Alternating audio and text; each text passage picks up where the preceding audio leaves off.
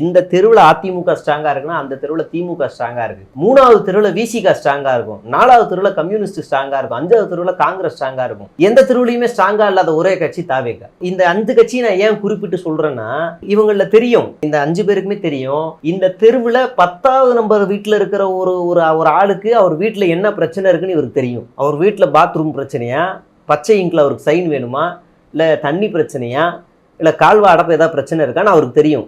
அதை மையமாக வச்சு அவர் போய் அந்த இடத்துல ஓட்டு கேட்பார். அம்மா ஓட்டு போட்டுருமா, அந்த பிரச்சனையை நான் சால்வ் கேட்பாரு. அவங்க உளவியல தொடர்புடையவா இருக்காங்க. ஏன்னா அவன் வந்து ரேஷன் கடையிலையோ டீ கடையிலையோ இல்லை நடந்து போகும்போதோ பேசிப்பான், என்னங்க இங்கே பாருங்கன்னு பேசிப்பான். ஆனால் தாவேகா உறுப்பினர்கள் இருக்காங்கல்ல, உளவியலாவே பக்கத்து வீட்டுக்காரன் கூட பேசிக்காம இருக்கான். அப்போ அந்த ஃபோர்ஸ் எப்படி வரும்? எதிர் வீட்டுக்காரன் பக்கத்து வீட்டுக்காரன் தாவேகால இருக்கானே அவனுக்கு தெரியாது. மாவட்ட செயலாளருடைய பேர் கூட பாதி பேருக்கு தெரியாது. மாவட்ட செயலாளருக்கு எத்தனை பேர் நம்ம கட்சி உறுப்பினராக இருக்கான்னு கூட தெரியாது. அப்போ அந்த ஃபோர்ஸ் எப்படி ஒர்க் அவுட் ஆகும்? இது வந்து நீங்கள் வந்து சும்மா பேச்சுக்கு ஒரு இதுக்காக படம் ஓடிரும் சூப்பராக இருக்கும்னு படத்துக்காக ஒரு ப்ரொமோஷனாக என்ன வேணாலும் பண்ணலாம். ஆனால் அரசியல் ஒரு தேர்தல்னு வரும்போது அதெல்லாம் ஒர்க் அவுட் ஆகாது.